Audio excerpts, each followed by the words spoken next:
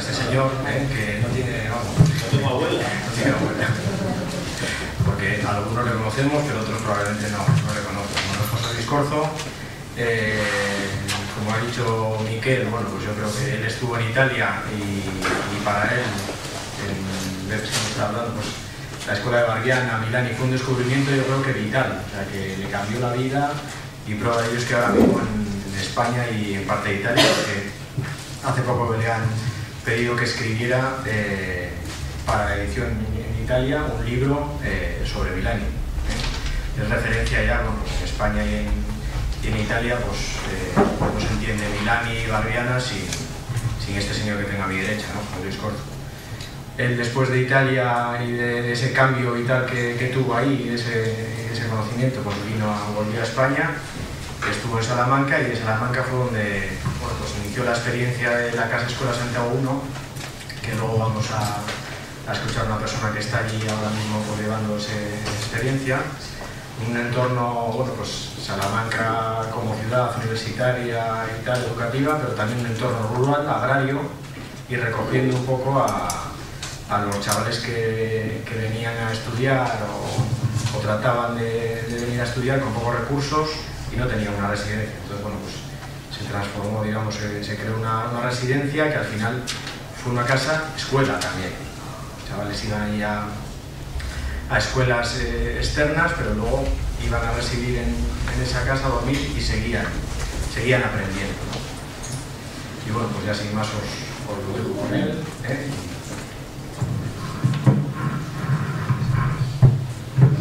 Bien, la idea es, en este rato y después de lo que hemos visto de Realidad Viva, contado por Miquel Martí, pues mi idea sería ir al meollo central pedagógico, no didáctico. Creo que esta confusión entre didáctica y pedagogía es muy frecuente. La didáctica es cómo se hacen las cosas, pero la pedagogía es qué habría que hacer. Por lo tanto, en el qué está el concepto de educación y el concepto de enseñanza, que a estas alturas ya de mi vida estoy a punto de que me jubilen. Termino la última clase, la doy el día 10 de mayo, así que me cogen un buen momento para poder decir: estamos engañados, estamos confundidos en las facultades de pedagogía, las escuelas de magisterio. Yo he sido profesor de magisterio 14 años en Salamanca, la Universidad Civil, y luego también en otros sitios parecidos, ¿no? Y estamos confundidos con el verbo educar. Creemos que se educa transitivamente, de educador a educando, lo mismo que se enseña de profesor a alumno. Y no es así. Son dos conceptos, dos realidades distintas. La enseñanza sí puede ser transitiva. Me parece que dijiste antes, a propósito de Freire, transaccional o transferencia del conocimiento, sí, transferencia. Sí. Perdón, sí, a lo mejor fuiste tú, disculpa. Sí, lo oí desde aquí. Sí, transferencia decía, ¿verdad? Pues efectivamente, o sea, en el mundo de la enseñanza o de la instrucción, en la República, el Ministerio de Educación español se llamaba Ministerio de la Pública Instrucción o de Instrucción Pública, lo mismo que en Italia actualmente. En Francia no, se habla de educación, depende de los sitios, ¿no? A la mayoría de la gente, incluso de la gente de la pedagogía, le da igual. Son dos conceptos equivalentes. Yo creo que no, que de ninguna manera. Que son dos procesos humanos completamente diferentes. El proceso de la enseñanza es esto, transferencia de conocimiento, del que sabe al que no sabe, ¿no? Alguien tendrá que enseñar a los chicos el pentagrama y cómo es el do, el re y el mi, y eso se enseña, y se enseña todo. Pero la educación es otro fenómeno humano muy diferente, mucho más profundo. Y entonces yo creo que entrar en una escuela significa tener resuelta esa cuestión. ¿De qué se trata? ¿Qué vamos a hacer aquí? ¿Vamos solamente a enseñar? Pues ya está. Dice don Milani en las experiencias pastorales una cosa muy divertida. Dice, había una vez un profesor de griego muy odiado por sus alumnos. ningún sitio está escrito que los alumnos tengan que enamorarse del profesor de griego. Lo que está escrito es que el profesor de griego enseñe bien el griego. Claro, ese fenómeno puramente de la enseñanza, pues yo voy y aprendo de este que sabe mucho y ya está, ¿no? Pero claro, en las escuelas tenemos pretensiones mucho mayores, y si os leéis los prólogos de las leyes de educación en España, os encontraréis con que allí se trata de crear de alguna manera el tipo de español y de española que hace falta en este momento económico. Y uno, claro, se queda sorprendido. Las competencias básicas que se requieren en los ciudadanitos de hoy para que este país pueda levantar cabeza, no solo de la crisis, sino levantar cabeza en el concierto de las naciones en este momento de la historia. Es decir, se está tratando de plasmar, formar, no las he traído, no me da pena, pero me voy coleccionando en unas fichas que tengo las palabras que se utilizan y las metáforas que se utilizan para hablar de educación en esta forma transmisora. Uno que educa, el Estado, la ley, los profesores, los padres en casa, que educan de forma transitiva a una materia supuestamente blanda que se deja formatear. Ahora formatear nos viene bien por la metáfora del ordenador, pero si no, formar el Bildung alemán que nos hace un daño tremendo, el alfarero que a lo mejor pretenden que sea una fórmula bíblica, porque el creador en el Génesis moldea o modula en el barro del paraíso la figura de Adán. Pues olvidan, si ahora vamos a buscar metáforas en la Biblia, que saben un poco de Biblia, que luego va y le besa la boca. Eso lo dice un teólogo portugués, que no sé quién es, pero es preciosa la metáfora, que el beso es un contagio del aire, no el lingüeteo, no, el beso es beso. Y el beso es un contagio de aire, que es insuflar el aliento divino en la criatura. ¿Y dónde está el aliento divino? Que es neuma, alior en griego, el espíritu. ¿Dónde está el espíritu del Señor, del Creador? ¿Dónde está la libertad? San Pablo. Así que ese gran educador que modula la figura de barro le da aire para que se haga y crezca. Así que esa metáfora a mí no me gusta, porque está incompleta. La de modular, moldear, formar, enderezar el arbolito. Nos han contado tantas cosas sobre lo que es la educación transitiva. Pues no, la educación es intransitiva. Y había que poner en todas las escuelas del mundo moderno, que dicen que han estudiado pedagogía, con profesores y directores licenciados y doctores, pues algo que ya es un nova plus, no va más. Paulo Freire dixit que nadie educa a nadie, sino que nos educamos en comunión, mediatizados por el mundo, mediatizados por la realidad. Si eso no se toma en serio, no se puede seguir hablando de pedagogía, porque no sabemos de qué estamos hablando. O sea, se está hablando de una pretendida modulación, modelación, formateo de los infantes para que sean como quieren los adultos que los forman. Se está hablando de eso, no me voy, eso es pornografía. Eso es proselitismo de baja estofa. Se haga bajo fórmulas de carácter neutral, o se haga bajo fórmulas de carácter nacional sindicalista y de Rajons, o se haga bajo fórmulas de libertarismo, no sé cuántos. Hay un libro muy bonito de Sócrates, La vida de Sócrates, escrito por Antonio Tobar, que fue uno de los represaliados de Franco en la universidad, junto con el alcalde de Madrid, etc., que luego fue alcalde de Madrid, no me acuerdo cómo se llama, Tierno Galván. Y Tobar dice que esa ha sido una tentación de la humanidad, hurgar en los senos más profundos de la libertad humana. Llámense hijos, llámense alumnos, llámense súbditos del Estado. Una gran tentación, hurgar en los senos de la libertad humana del educando, ¿no? Un libro muy bonito es la historia de Sócrates, que precisamente pretende todo lo contrario, Sócrates.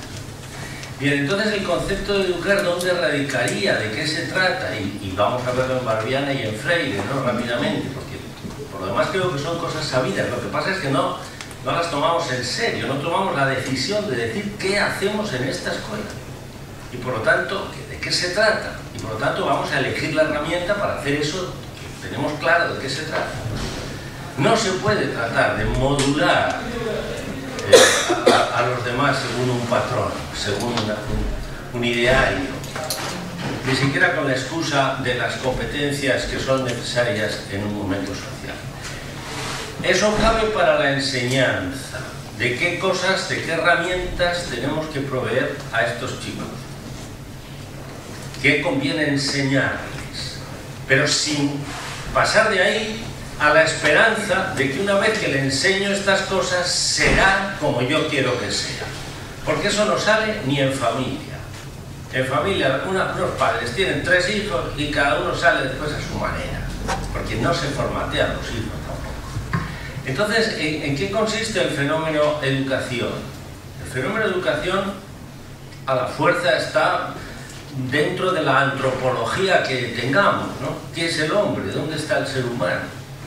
Pues el ser humano yo creo que está fundamentalmente, por supuesto no en su ADN, no hay un racismo ni para los nazis que sea legítimo, los que tengan este ADN funcionan, los que no lo tengan no.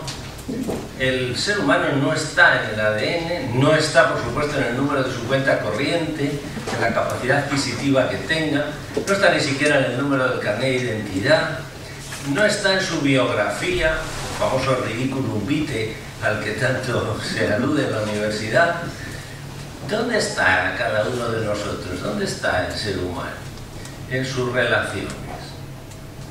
En sus relaciones. Me ha gustado mucho una frase que ha dicho hace un momento el colega vasco-catalán, ¿no? Quien no depende de alguien depende de algo. Parece que es una frase de Chinchachoma que yo no conocía, muy bonita. Las relaciones unas no son impuestas. Somos los hijos de los padres que tuvimos y no hay más tutía. Esa es nuestra relación con esos padres, ¿no? Pero luego otras muchas son relaciones que nosotros vamos adquiriendo en la vida. Las relaciones con 3 áreas de la existencia, están muy descritas por Martin Buber y por otros tantos, ¿no? Relaciones con ello, lo otro, la naturaleza, importantísimas en nuestros tiempos de ecología, ¿no? ¿Qué relación tenemos con el medio ambiente? ¿Qué relación tenemos con el lugar? Con el mundo que nos ha tocado vivir. Las relaciones con con ellos, cuando se ve así muchos como veo yo ahora, impresiona mucho, ¿verdad? Pueden ser relaciones buenas, pueden ser relaciones malas, pueden ser relaciones de indiferencia, pueden ser relaciones de solidaridad, pueden ser relaciones de desprecio, pueden ser relaciones de enigma, de ignorancia. Y las relaciones con él. Paulo Freire no se corta un pelo cuando habla de que estamos en unas relaciones con la naturaleza, con los demás y con Dios, dice, con el Creador, dice. Bien, hay quien no crea en el Creador, pero parece que es una constante bastante frecuente en el mundo de la humanidad habita. Por lo menos como enigma, por lo menos como pregunta.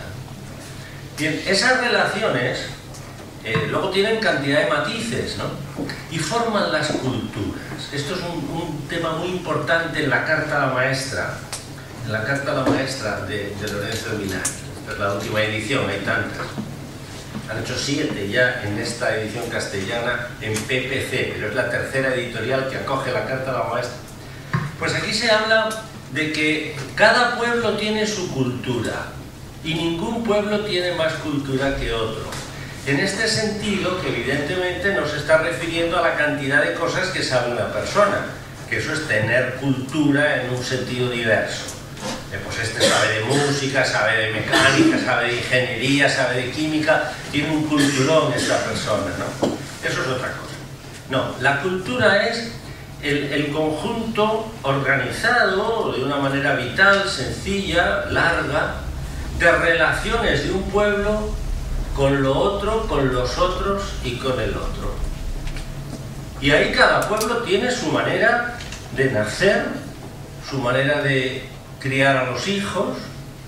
Ayer estuve comiendo, tuve la suerte inmensa de comer con uno de los grandes pedagogos que yo he conocido en mi vida, que se llama Juan Bedía Launeta, y Juan me explicaba lo que ha aprendido y visto en el Sáhara, ¿no? Y claro, cuenta que las relaciones con los niños en el Sáhara, entre este mundo que ha participado, son muy diferentes a las nuestras. Lo sabemos, pero describirlo cuesta mucho, ¿eh? O sea, nosotros no podemos traducir nuestras costumbres con nuestros hijos al mundo del Sáhara. Porque no, empezando por los regalos, que me parece que era una de las cosas que se decían, estos niños que lo tienen todo. No coinciden tampoco nuestra forma de relacionarnos con los niños hoy con la forma de relacionarse con los niños de la época de nuestros abuelos. No tiene nada que ver, ¿no? Eso es todo mecánica, eso es todo capacidad de adquisición, capacidad adquisitiva del dinero. No, hay muchas más cosas, ¿no? Hay culturas donde los niños están con las madres durante mucho tiempo, con las mujeres en el mundo femenino durante mucho tiempo, hasta que crecen más y entonces pasan a formar parte del mundo de los varones, ¿no? Y hay unos ritos de transición, unos ritos iniciáticos que nuestra cultura, por ejemplo, ha perdido. No sabemos muy bien cuándo un niño pasa de ser niño a ser un adolescente, ¿verdad? No lo sabemos muy bien. Con las niñas, los gitanos, por ejemplo, lo tienen más fácil porque a partir de la primera menstruación la niña ha dejado de ser niña y pasa a ser una niña. Bien, estas son formas culturales que suponen relaciones o bien con, digo, la naturaleza, o bien entre los humanos, o bien incluso de carácter más trascendente. Dígase lo mismo del matrimonio. ¿Qué impresión me hizo cuando mi gran maestro en historia, que se llama César Aguilera, ha fallecido hace poco? César Aguilera me dijo un día que hablábamos de bodas y tal, dice, pero venga hombre, pero si casarse por amor es un invento del siglo XIX. Y yo no había caído. Me quedé sorprendidísimo. ¿En serio? O sea, a mí me parecía que la gente se casa con quien quiere, que el matrimonio es por amor. Venga ya, ¿qué cosa dices? El matrimonio hasta el siglo XIX no era una cuestión de amor. La gente se casaba con quien se tenía o se negociaba. Con quien se tenía que casar o se negociaba que se casara. El amor, el trabajo, la muerte, la forma de morirse es cultural también. Son relaciones. Ese es el mundo de la educación. Porque ¿qué nos pasaría si una persona crece en apenas 4 relaciones? 4 relaciones. 4 cosas. Porque ha crecido poco, que ha madurado poco. Da pena, ¿no? Hombre, es el número de relaciones lo que hace a una persona más educada. No solo el número, también la calidad. Bien, pues, si yo he conseguido explicarme, y si no, os ruego que me lo digáis porque lo reforzaría. Este mundo de la educación no es equivalente al mundo de la enseñanza. Este mundo de la educación y de las relaciones, algunas impuestas de las que hay que tomar conciencia, hasta el tiempo lluvioso del norte de España, ¿no? Del País Vasco, pues, a mí me extraña porque yo vengo de otro clima, pero eso es una relación con la naturaleza lluviosa, que te cae el día que te toca y constantemente te está cambiando y paraguas va y paraguas viene. Eso crea una relación impuesta en nosotros que la podemos asumir o podemos dedicar nuestra vida a no asumirla, a quejarnos o a ignorarlo, lo cual sería fatal en cualquier caso. Por lo tanto, el crecimiento que llamamos educere, educir, salir, no es solamente, como dicen algunos, sacar de nuestros alumnos sus mejores cualidades. No, eso es propietario, siempre es una mentalidad mercantilista que tenemos. A ver qué trae, ¿no? Le hacemos un test, como el que le encargaron a Miquel, hacemos un test a los niños y vemos si valen o si no valen, porque vienen ya provistos de una carga genética e intelectual. Entonces, no es eso la educación. Desarrollar cualidades en un individuo y por lo tanto mantener al individuo aislado. A ver qué cualidades tiene. No, que es colectivo, que nadie educa a nadie porque nos educamos en comunión mediatizados por el mundo. Eso es Paulo Freire, pónganlo, escríbanlo aquí en Bolueta, en alguna parte. que todo el mundo se entere, que nos educamos con los alumnos, porque nuestras relaciones con los alumnos son vitales para ellos y para nosotros, que nos relacionamos con la naturaleza, que nos relacionamos con los antepasados, que nos relacionamos con el tercer mundo. Y diréis, ¿con el tercer mundo? ¿Y quién se relaciona con el tercer mundo? 4 voluntarios de las ONGs.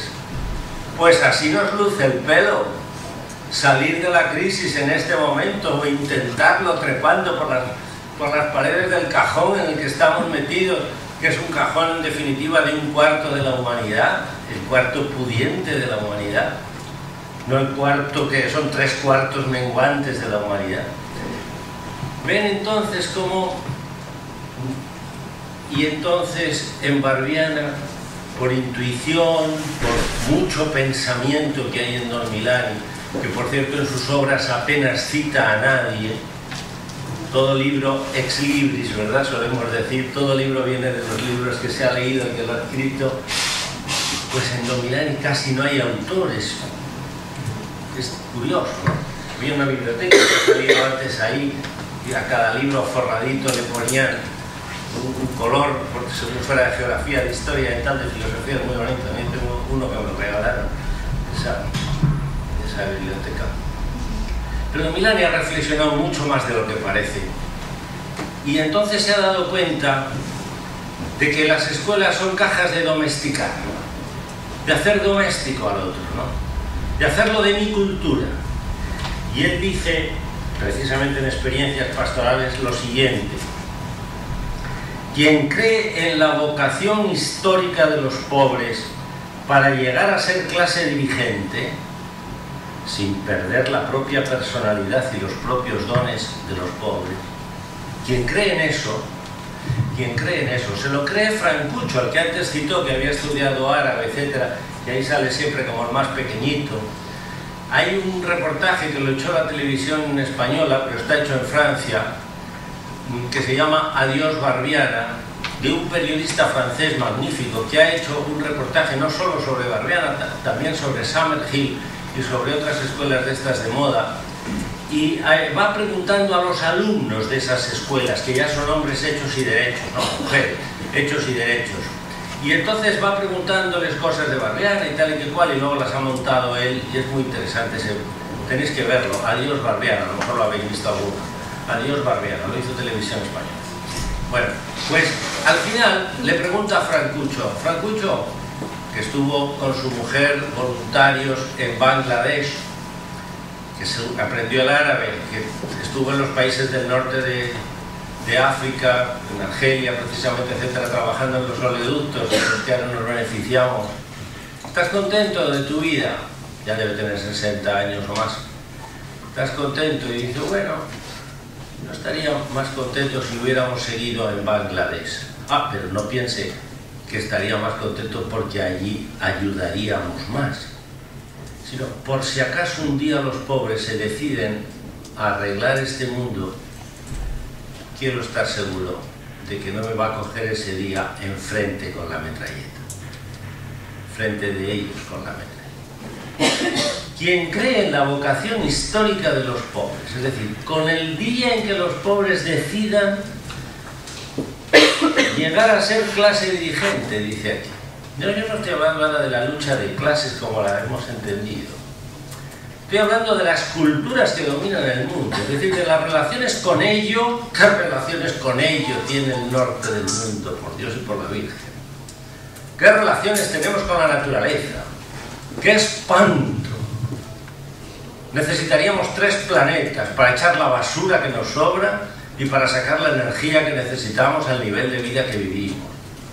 Como aprenda a comer bistec el mundo de China, que por decir un país emergente, como coman tantos bistecs como comemos los del norte desarrollado, necesitamos 3 planetas, creo que está calculado, para que haya praderas suficientes para las vacas que se necesitan para sacar los bistecs que se comerían. Esto no puede ser así, lo sabemos muy bien, os predico porque son cosas que espero que sean de la cultureta común nuestra. Llamo cultureta a lo que aprendemos y cultura a lo que nos relacionamos.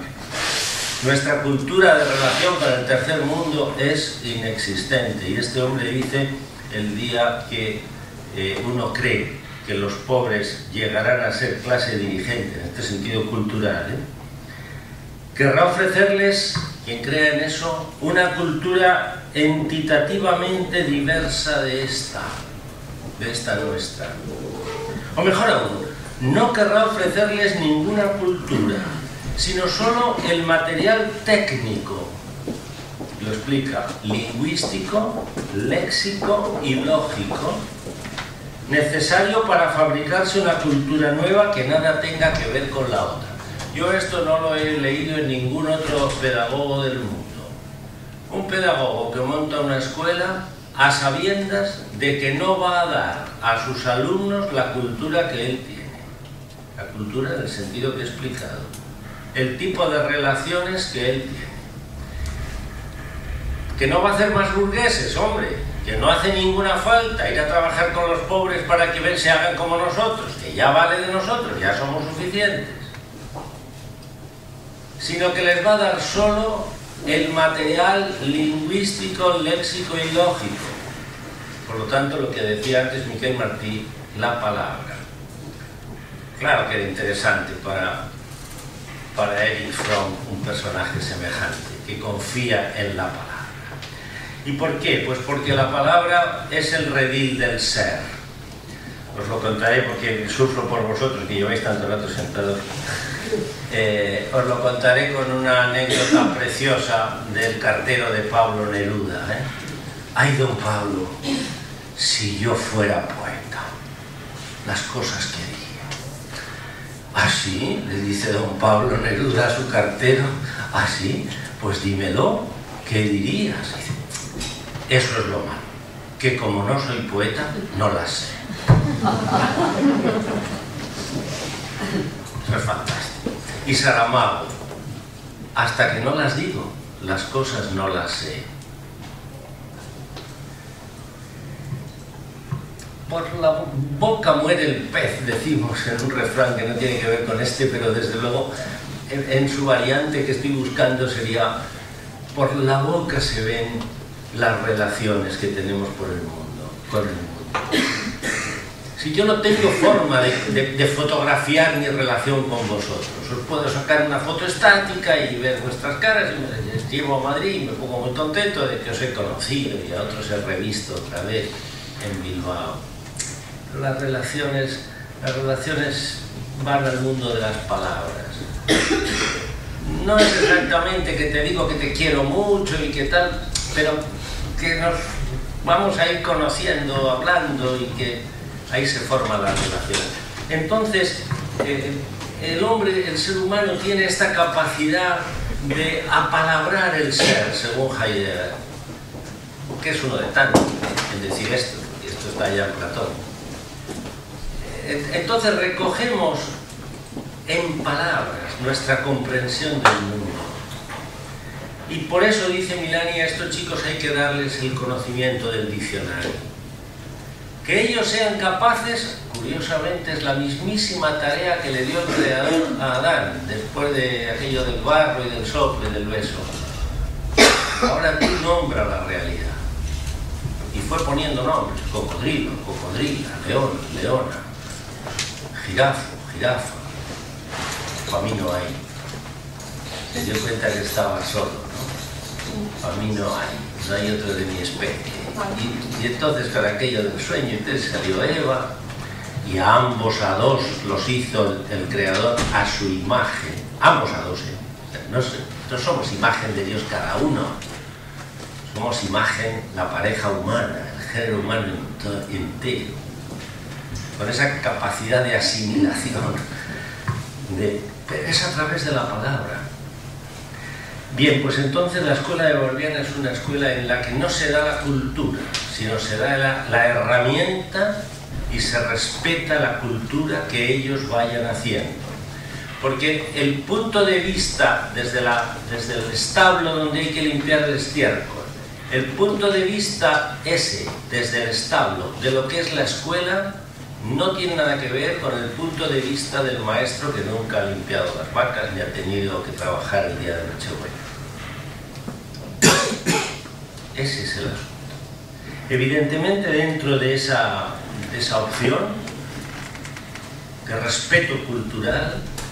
Paulo Freire lo hace también esto a su manera idéntico, ¿no? O sea, lo primero que hace Paulo Freire es encontrar el universo semántico del grupo de adultos a los que él piensa alfabetizar, aprovechando una campaña política en la que solo iban a tener votos los que fueran alfabetos y no analfabetos.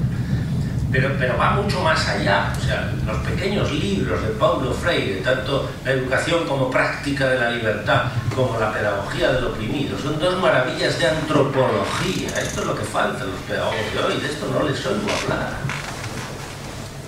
Hablan de didácticas, han encontrado trucos para enseñar, trucos de domesticación, pero no saben lo que tienen delante.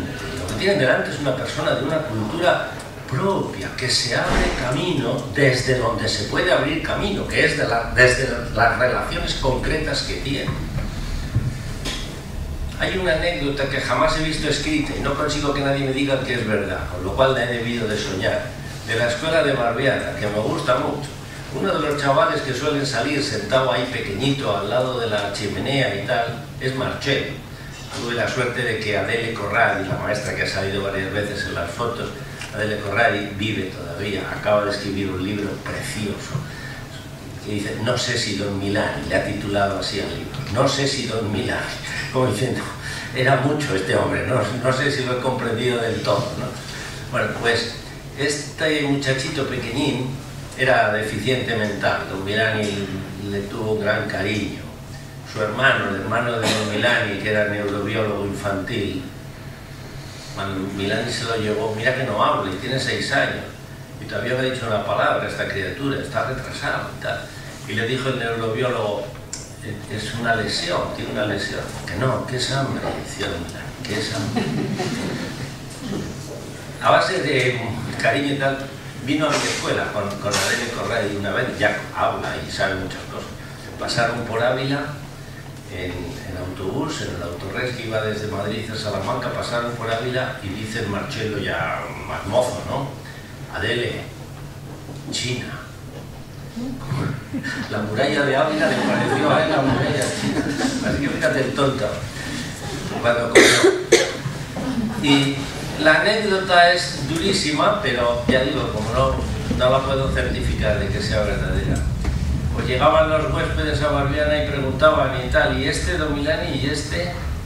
Dice, no parla, este no, todavía no habla, no parla. Experto en adulterio. Experto en adulterio. ¿Cómo sería la casa de esa criatura? Experto en adulterio. Un educador que pretenda convertir a un niño así en un alter ego, en otro como yo, es un necio. Porque la sabiduría que hay en un tonto que no habla, pero que es experto en adulterios y en tantas otras cosas, es una sabiduría que él va a desarrollar, porque no es de intelectuales, es la sabiduría de relaciones. Por lo tanto, es una escuela austera en este sentido profundo, de no pretender clonar a nadie, de no pretender sacar a los mejores. Voy a terminar porque ya esto es muy largo, pero, y eso que no miro el reloj. ¿Cuánto me queda? Esto es inmoral. A mí me encanta hablar de esto y si os conociera más y notara si conectamos o no, eso no se sabe muy bien cuando el público es nuevo. Ya, eso es lo que me parece, pero eso es lo que más me molesta, porque estos aguantan una tormenta tras otra. Pero eso no me gusta. Me gusta la interacción. Bueno, pues yo no tuve la suerte de aquel día aceptar la invitación que me hizo mi colega Miquel Martí y de irme con él, fumarme la clase en la Gregoriana, que era muy interesante, a mí me gustaba mucho, y eso que nos daban las clases en latín, llevamos allí y hablaban en latín aquellos profesores, terrible, pero a los 10 días seguías la clase perfectamente, habíamos estudiado latín. Pues no le conocía a Don Milani, no le hubiera conocido como líder, pero hubiera escuchado su defensa ante los jueces, aquella cosa impresionante, ¿verdad? La escuela es como caminar por un filo de navaja, le dice a los jueces.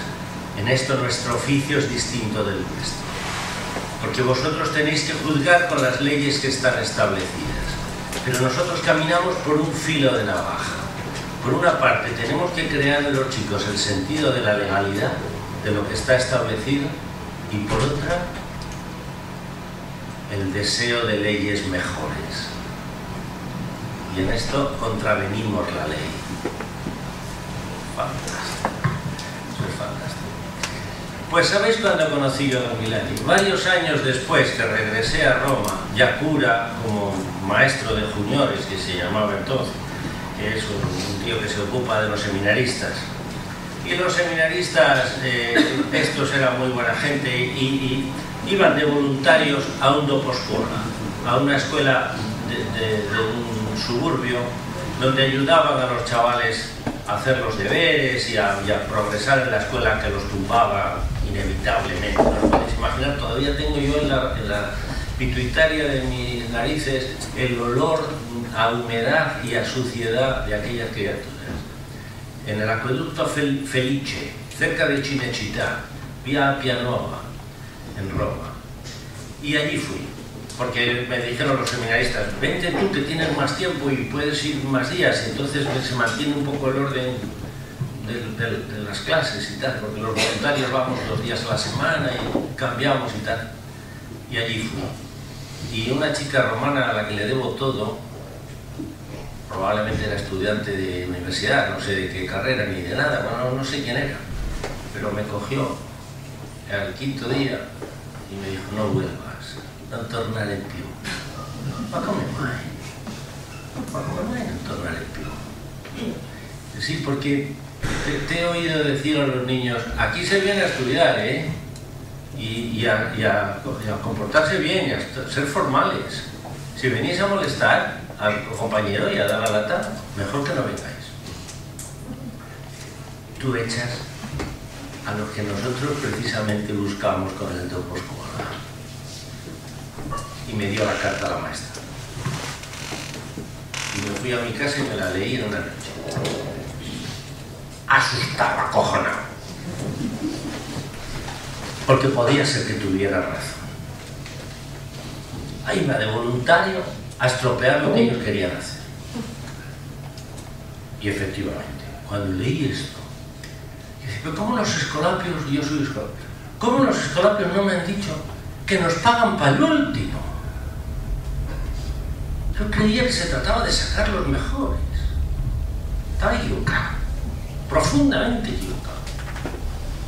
Yo creía que íbamos a sacar a los mejores, que para eso era la escuela. Este ministro dice cosas de esas, Es peligroso. Sí, nos ha enterado el pobre.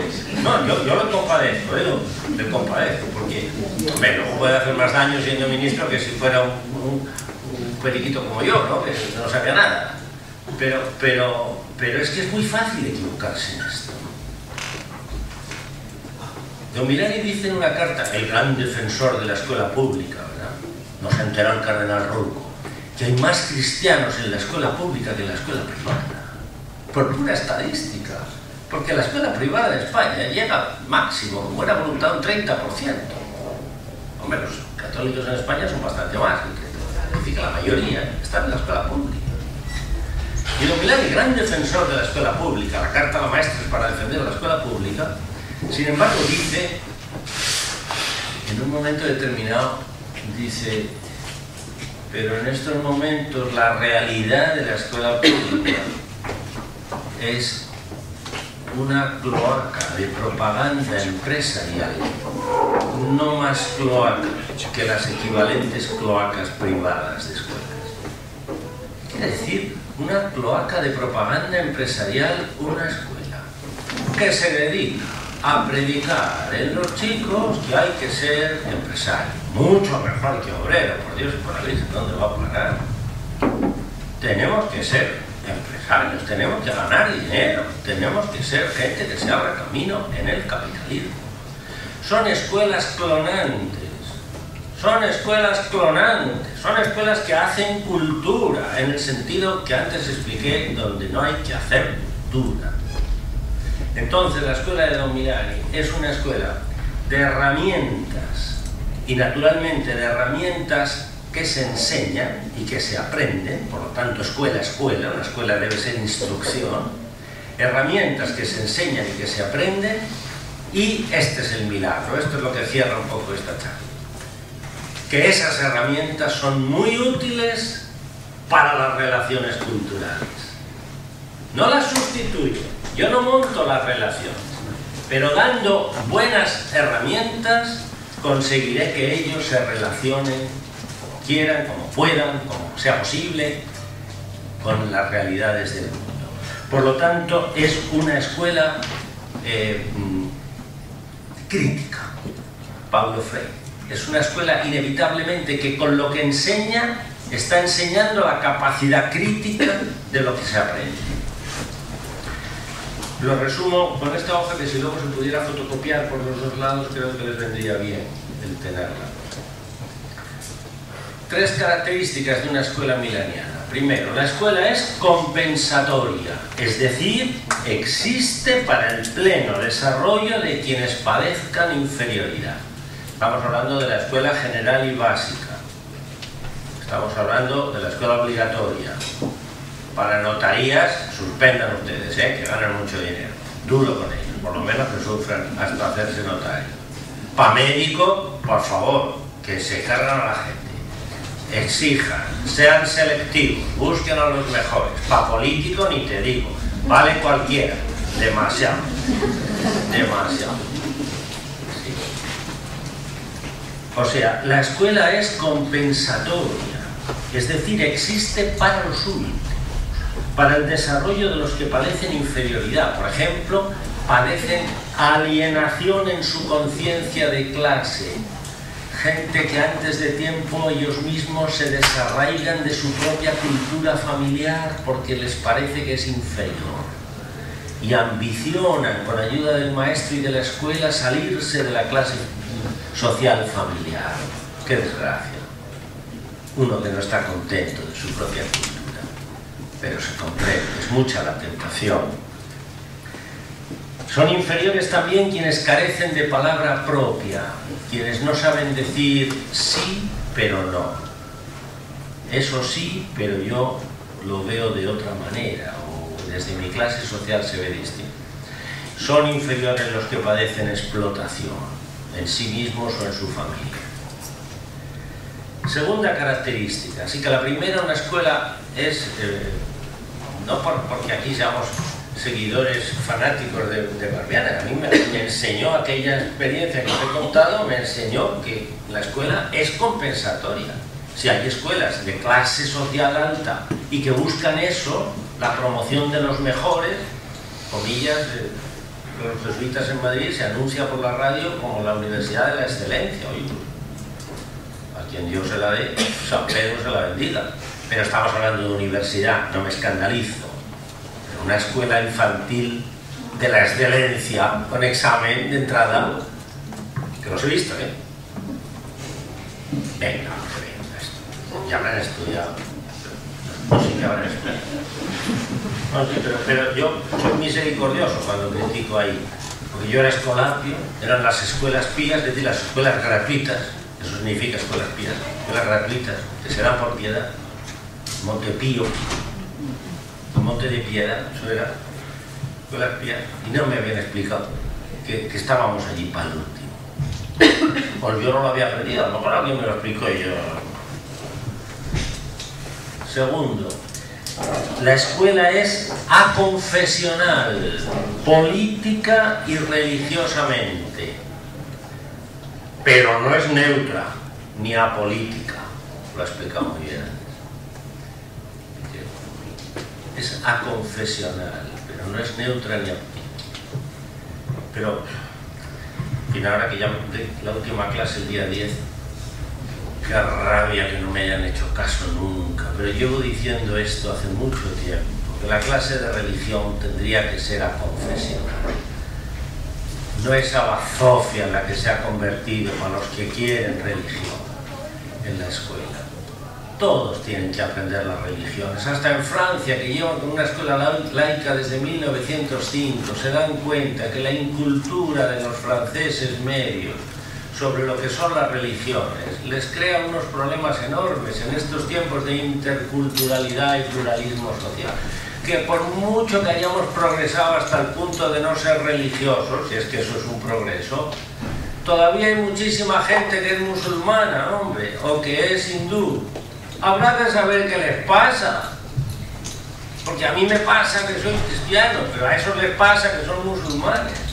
Lo digo en términos estrictamente teológicos, a mí me pasa que soy cristiano, porque culturalmente es una cosa que sí sé por qué me pasa, porque he nacido en un país católico, pero desde el punto de vista estricto teológico no sé por qué creo. Creo porque creo. Credere di credere, escribió Giovanni Vattimo. Creer que se cree. Muy bonito, pero sigamos. La teología para otro rato, pero cuando se hayan descansado. Y tercero, la escuela se sitúa en medio de los acontecimientos de hoy. Antes lo explicaron muy bien con la historia, Miquel Martí, ¿verdad? Cuando llegábamos ya al siglo XX, se acababa el curso, estábamos cansados y nadie nos explicó qué narices era eso de los socialdemócratas. Es importantísimo saberlo, porque de ahí viene Felipe González, que dijo que ya no era marxista, de los socialdemócratas, que son los que le pagaron las encuestas o las campañas. La escuela se sitúa en medio de los acontecimientos y no elude ningún aspecto de la vida. Sin embargo, inicia a los alumnos, inicia es una palabra sagrada en pedagogía que poco se estudia. Una cosa es enseñar, otra cosa es coronar, remacha, machaca, que al final pensará como tú, etcétera, etcétera, todas esas cosas. Iniciar, gustar, gustacile, qué bueno es el Señor, decían los salmos, eso es fantástico, gustad, gustad la música clásica, hombre, que mira, la gente burguesa se mata por encontrar 2 entradas en la ópera, ¿no? ¿Qué tendrá eso? Vamos a gustarlo, vamos a ver cómo suena el alegretto de la serie. Gustar, ¿eh? Eso es iniciar. Hay muchísimas cosas que solo admiten iniciación, no transmisión. Inicia a los alumnos en una experiencia colectiva de particulares valores humanos en la vida diaria de la escuela. La austeridad, el trabajo, la sinceridad, la comunicación. Yo creo que debería de añadir aquí, también nos ha fotocopiado, ahora lo escribiré, la ayuda mutua. Muy interesante que los chicos se ayudan unos a otros. La clase avanza junta. Nunca avanza el más listo por aquí y el tonto por la tarde. No, no. Avanzamos juntos. Bien. De ahí surge la metodología de Barbiana, que es muy aleatoria, pero hay unas constantes que son las que podemos clasificar y muy pequeñitas, ¿no? La primera, la cooperativa de aprendizaje. Esta es una técnica, ¿no? Cooperamos en el aprendizaje juntos. Segundo, lo que tiene que ver con la palabra, que eso es fundamental en Don Milani y etcétera, etcétera, y tendría como técnica el leer bien y el leer mucho, el leer juntos también. Esto insisto mucho en ello, porque yo soy un fanático de la lectura en voz alta y no sé tanto como me gustaría saber, pero ya por fin encontré hace unos años, ya era sesentón, cuando encontré en Madrid uno que enseñaba a leer adultos en voz alta. No, era un director de teatro, pero no enseñaba a actuar, enseñaba solamente a decir el texto a los actores, que eran la mayoría de los alumnos. Yo hice un curso de 8 personas y 4 eran actores jóvenes, me lo pasé muy bien con ellos y demás, pero él no nos rechazaba, los que no teníamos interés por las tablas, sino interés solamente por la lectura emocional. Esto es fundamental, o sea, la palabra nació para ser dicha, así es como ha vivido más tiempo en la humanidad, para ser dicha y escuchada, y dicha en solemnidad incluso, ¿verdad? y ahora la lectura individual, singular, es otra cosa que nos ha hecho perder muchos valores que tenía. Esto se hacía en Barriada y es interesante, ¿no? Leer. Pero también escribir juntos, la escritura colectiva, que es fantástica. Yo escribí este libro en Araya hace mucho tiempo, que ahora ya no está, pero sobre todo está, este libro es asequible, en los escritos colectivos que hicimos en la escuela el año que vino Adele Corradi, esa maestra que os he dicho, con el chaval, con Marcelo, y escribimos 18 o 20 textos que están aquí, y aquí mismo doy las notas de la escritura colectiva, que son muy sencillas y algo intensas, las cuento en poco tiempo. Después hay otro tipo de técnicas que están relacionadas con la vida de hoy, y son fundamentales. Por ejemplo, invitar a huéspedes o aprovechar